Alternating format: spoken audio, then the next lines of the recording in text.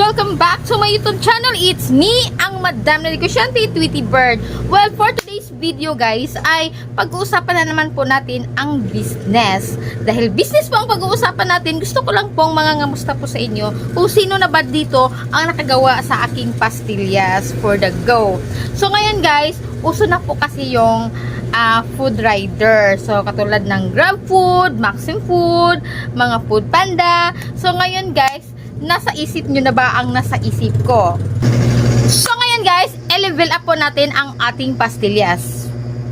So eto na ang mga pastillas na nagawa ko guys. So nakagawa po ako ng ubi pastillas at saka plain pastillas. So nilagay ko po siya sa bowl kasi binibenta ko po siya sa loob ng aking sari-sari store. So ngayon guys, naisipan kong i-level up po ang aking pastillas to the highest level. So ayun guys, nagpagawa talaga ako ng sticker guys na may picture ng pagmumukha ko. At syempre naman, yung aking contact number. Bala ko kasi guys, i-customize ko po ang aking pastillas. Kaya nagpa-print po talaga ako ng madaming sticker guys. Gusto ko kasi guys na kumalat po ang aking produkto sa buong sambayanan guys. Gusto ko na lahat po ay makakatikim po sa aking ginawang pastillas. Bala ko kasi guys mag-online selling. Tapos mag-post din po ako sa Facebook. So eto nga pala ang mga tab na binili ko guys. Iba't ibang klaseng sizes po ang binili kong food container. So ngayon guys, ang food container guys, kasama talaga yan sa costing. Kaya pag ganitong nilalagay na talaga siya sa lalagyan guys, tapos meron na po siyang kasamang label, at naging social na po ang dating niya, so magle-level up na din po ang kanyang presyo. So ngayon guys, matutupad na talaga ang lahat ng mga binalakbala ko sa buhay guys. Dahil yung pinagawa kong sticker guys, ngayon lang talaga dumating. At tamang-tama talaga sa araw na ito guys, ay gagawa po talaga ako ng pastillas. Kaya sa mga gustong mag-business talaga guys, madali lang talaga tong gawin guys. Hindi na po talaga kayo magluluto. Tsaka 2 ingredients lang talaga ang ihahalo nyo po. Paglagay lang po talaga tayo ng 900 grams na milk powder na kahit anong brand ay pwede. Tapos maglagay po tayo ng isang latang condensed milk na ang sukat nito ay 390 ml. At pagkatapos ganito na po ang gawin ninyo guys. So i-combine nyo lang po talaga ng maigi na para po kayong gumagawa ng tinapay. Mahirap man siya gawin guys, pero pag masanay ka na ay madali na lang talaga para sa iyo ito guys. At hindi lang yan guys, madali din itong ibenta.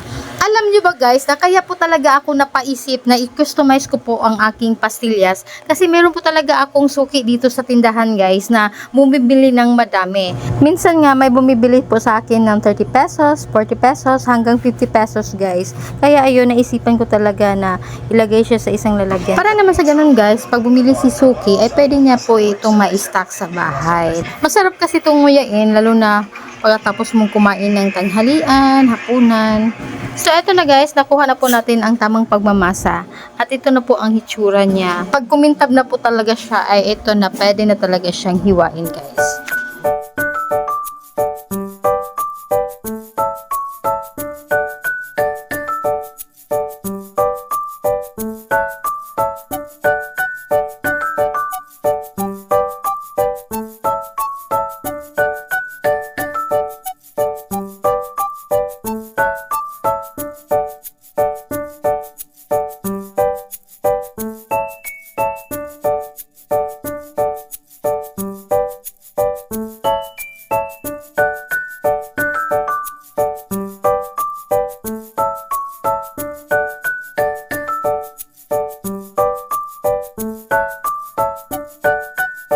Gumamit nga pala ako dito ng asukal. Pang-coat lang naman po sa aking pastillas para naman sa ganun hindi po dumikit po ang aking pastillas. So may nag-comment sa video ko na lalagyan ba daw ng harina habang minamasa. So dito ko po yan sasagutin niyan guys. So hindi po tayo maglalagay ng harina sa ating pastillas. Kasi itong ginagawa kong pastillas kasi guys ay ready to eat na. So hindi na po safe kung maglagay po tayo ng harina. Kasi po ang harina guys, kailangan po talaga natin lutuin yan. Meron po kasing gumagawa ng ng pastillas guys na niluluto. So sa ngayon hindi ko talaga alam ang proseso sa pagluto.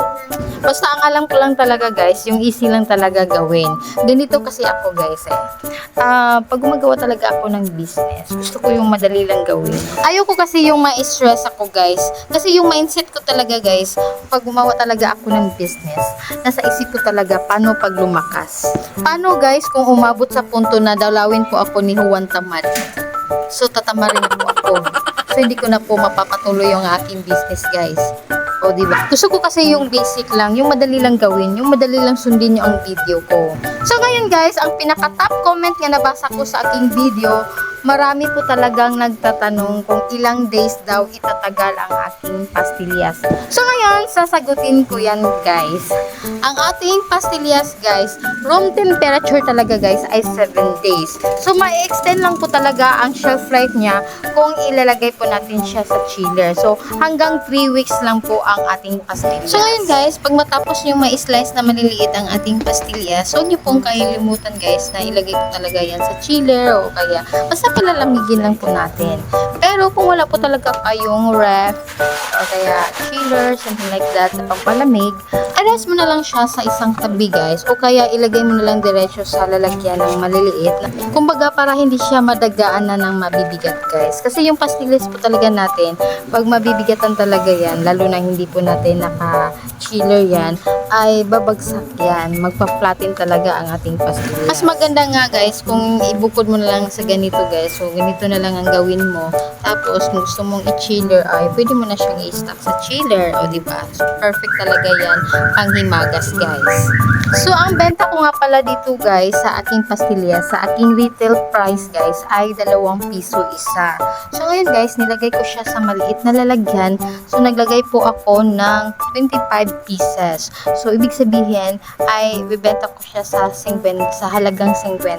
So ngayon guys, nilagay ko siya sa maliit na lalagyan, kasama po yan sa costing. So nag-a-add lang po ako ng 5 pieces. So ayan na guys, may signature level na po ang aking pastillas guys. So ready na po talaga siyang i-travel sa ibang lugar.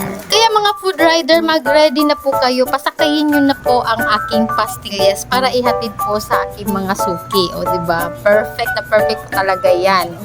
Ang benta ko nga pala dito guys, sa maliliit na lalagyan na naglalaman po ng 25 pieces ay 55 pesos. Tapos itong malaking lalagyan ko guys na naglalaman po ng 50 pieces ay binibenta ko po siya sa halagang 110 pesos. O diba? So nag-charge lang po talaga ako sa lalagyan guys. Sa madaling salita guys, 2 piso lang talaga ang pastillas ko. Libre na po talaga yung sticker. Kung alam nyo lang guys, 3 pesos po ang halaga ng aking sticker guys. So inisip ko na lang talaga na discount na lang yun sa aking mga suki na bumili po sila ng isang tab. Yung isang tab na maliit guys ay nagkakalaman talaga yun ng 25 pieces. Tapos yung malaki guys ay naglalaman po ng 50 pieces. So para po talagang nag-wholesale po ang aking mga suki, o diba?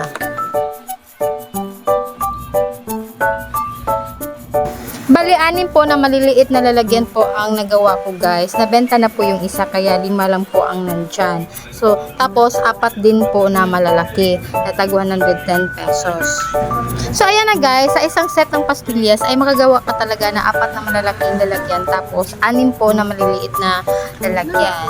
So, ayan. Pag mabenta po talaga yan lahat guys sa halagang 770 pesos. Samantalang ang puhunan talaga ay 459 pesos. So, kikita po talaga tayo sa halagang 311 pesos. So, ayan na guys, na-display ko na siya sa harapan guys at very attractive talaga ang aking pastillas. So, ayan na guys, 3 na po ang natira sa aking maliliit guys. O, nabenta na po to kagabi guys, yung 3. Tapos, eto naman ang aking 4 na lalagyan na malalaki, hindi pa po siya nabenta. Pero there's nothing to worry guys kasi magbibenta pa rin ako ng tingi. Kaya po, meron pong plastic yan. Tapos na, at ito na po ang aking finished product, o diba, perfect. So, hindi po talaga nagpa-flatten yan. So, salamat naman po kung umabot ka sa part na ito at sana po ay nagustuhan niyo po ang aking video. So, ngayon, ang technique ko talaga dito guys, ay mag-i-impact po talaga ako ng ingredients kasi sasabak na po ako sa online selling, o diba? First first ko talagang gagawin guys ay mag-i-imbak talaga ako ng ingredients. At syempre naman hindi ko talaga mawawala yung display ko. Dapat meron po talaga akong display lagi, o di ba? So kung sakaling may mag-order sa akin ng online, so madali lang po ako makapag-deliver. So hindi po talaga ako gagawa ng madami. Kumbaga hindi po talaga ako mag-i-imbak. Mag-i-imbak lang po talaga ako ng ingredients. Total, madali lang po talaga gawin 'yan. Within 2 hours ay tapos na. Kung gusto nyong mag-business, i-try nyo po ang aking pastillas. Perfect na perfect po talaga itong panghimaga. So, masarap po talaga itong kutkutin, guys. Kaya mga food rider, mga food panda, maghanda na po talaga kayo, o diba? So, perfect talaga yan, guys. At kung ikaw ay bago ka pa lang sa akin channel, huwag nyo pong kalimutan na pindutin po ang subscribe button and hit the notification bell para lagi po kayong updated sa mga videos na aking ina-upload. So, that's it. Thank you for watching. Bye-bye!